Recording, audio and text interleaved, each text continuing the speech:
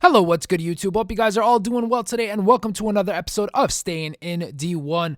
As you guys can see, we're at 10 points. We're at 3 wins and 1 draw, so things are looking good for us. We're going to continue using this 4-1-2-1-2 team, even though despite the my reasons for not liking Cavani because of his work rates, I'm still going to stick with him. I did sub him out my previous match, put in Mikali, but forget it. We're just going to go ahead and stick with him. Don't fix what's not broken, as they say.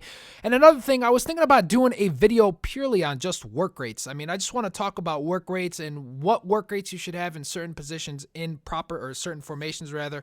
And let me know if you guys want to see a video like that, because I think work rates are so important this year. I've mentioned that a lot of times, many times in my videos. So let me know if you guys want to see something like that. And here is an example of what I'm trying to say. He's got Steven Gerrard as his holding mid. And honestly, in a 4-5-1, I wouldn't pick Steven Gerrard right there, especially on Ultimate Team, because his positioning is going to be off with his high work rates. He's always going to be attacking for you, and he's going to tire out real quickly. So you guys are going to see that plenty of times during this match, but he's got really poor defending. We break free with Suarez, do a scoop turn. He lunges into the tackle, and the ref says penalty. So we get an early 3rd minute penalty, and we're going to step up with Suarez to take this one. I initially tried to check through the stats of my players. I said, you know what? Let's just go ahead and take it with Suarez. He moves his keeper a little bit over to the left. We go left anyway, but he jumps to the right, and we end up getting an early goal, and that's the best way to start off the match because it really puts your opponent on the ropes. He's going to try to score as quick as possible, but look at this. His defense is in shambles. We go for across the hamshake, and we just overlead him a little bit too much. A missed opportunity, and he's going to try to get me on the counter, but my defense is in position to stop that. So we get it right back, and where is Steven Gerrard? Nowhere to be found to help him with defense, and we're just going to casually dribble through all his defenders, and Cavani's going to blast one right outside the box, and it's going to go top corner of the net. There is no way his keeper's going to get to that one, and we take the 2nd goal of the match. Eventually, we get a corner late in the first half there, 42nd minute. PK tries to get one, but it goes right over the crossbar, a missed opportunity. He gets a goal kick, tries to get it all the way down the pitch, and look at this one. I pull my defender out of position, and he's just going to casually chip it over my keeper. A very nice goal from Tevez. Look at that one again. I pull out my keeper. Very bad mistake, and it just floats over and goes into the back of the net. But look at right there again. Suarez says, Cavani, anything you can do, I can do better. Mimics his goal, and we just dribble past plenty of defenders, smash one outside of the box, and it goes top right corner of the net, much like Cavani's was earlier. But we were not done there. It's the 45th minute still. The ref has not called the half, so we're going to still try to get another goal. We end up getting in the box, cross it over. Shaqiri gets a bad first touch, and it goes out for a corner.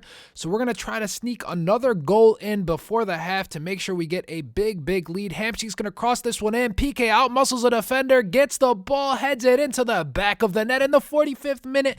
2 goals in the 45th minute. We'll take that any day. And we go into the second half with a 4-1 lead. And at this point, I knew I had him. Why are people calling me right now? I have no clue. And why did the ref not call a penalty there? We get pushed off the ball. Suarez gets taken out, and the ref says no penalty. So we're going to continue on the attack. 80th minute, Cavani outpaces a defender, goes near post, and smashes it into the back of the net to take the 5th goal of the match. And we're going to walk away this one with an easy victory. Look at the match stats. Completely demolished my opponent. And we end up getting our 13th point of Division 1 with 4 wins, 1 draw, 0 losses. And we're going to go into our next game. And we come up against a 5-2-2-1 team here. And as soon as I saw this team, I was just dreading to play against it because I knew he was going to play on ultra defensive, but he did something different. Throughout the game, he was switching between ultra attacking, counter attacking, which is a great combo when you're using a 5 at the back formation. And then he would also put it on ultra defensive when he just felt vulnerable. I mean, obviously that's completely fine, but it was just so hard to play against.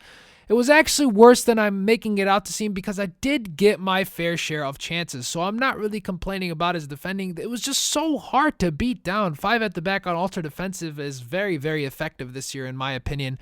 I mean, it was effective last year too. It's just because it's to be honest, I feel like your chance of winning is based on luck, and luck as far as, okay, I can stop him from scoring. Let's see if I have that one opportunity to get him on the counterattack. I guarantee you if I put my team on ultra defensive as well, I probably wouldn't have conceded any goals, but early on, he gets a deflection off my defender.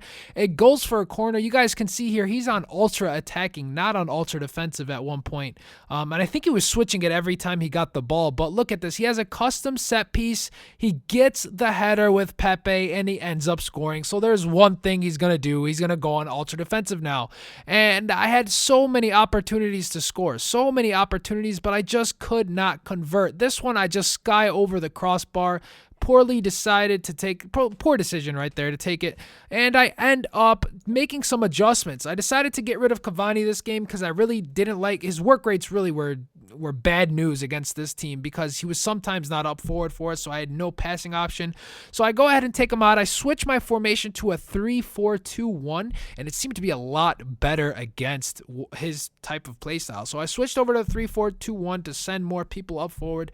I put in Batu, I put in Mikoli, and I went ahead and switched around a bunch of stuff. I was about to put Cavani to be more of a target man for us, but I said forget it. Let's just go ahead and leave in Suarez. So Mikoli is going to play as our striker, Suarez is our left forward, and Batu is our right forward. And it felt a lot better, to be honest with you guys. I had plenty of chances, more than the first half. And look at this one here. Shaqiri whiffs the ball, and we get nothing out of it. And then at one point, he just started passing it around the back. He was just one of those opponents.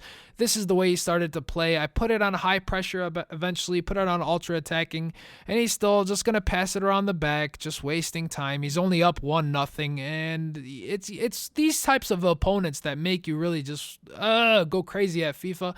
But I get the ball back. I try to go for a long shot with Enrique because he's got that 95 shot power. So I try to go for one, deflects off his defender. We end up getting a corner. Try to go ahead and cross this in with Shaqiri. We get unlucky. It bounces off. I really thought that was going in, but guess what? The ref says, hey, you get another corner. So we go ahead and cross this one in with Mikoli, and another chance missed, but the ref calls penalty. And at this point, I was like, thank you, God. I really do not want to lose this match against this guy. He was being such a douchebag, passing it around the back. So as soon as I got this, I was like, okay, I got to make this. Where am I going to go? I go straight down the middle. He goes left, and we end up equalizing in the 67th minute. And I was pumped up at this point. I was all right, let's go. Look at this. I miss that over-the-top through ball, but no problem. We find Jose Enrique on the wings. We're going to cross it in, cross and pray, and ooh, unlucky not to finish that one. We get it to Enrique. We don't convert that one as well. And it's the 75th minute at this point, and he gets us on a bit of a counter. Benzema's going to go ahead. I don't know why I didn't switch over to Piqué. I pull out my keeper. He sneaks it right under him, and he ends up getting the second goal of the match. And ladies and gentlemen, that is all she wrote. We end up losing this game because he started passing around the back again. And that's going to be it. It was a frustrating game, a frustrating loss. You guys see we had a lot of chances. We just didn't convert, and we end up losing this one. With that said, guys, I hope you guys enjoyed this episode of Staying in D1. If you did, make sure you guys go ahead and give this video a thumbs up, and make sure you subscribe to the channel for daily uploads. We will see you tomorrow with a brand new episode. You guys all have a good one. Take care and peace.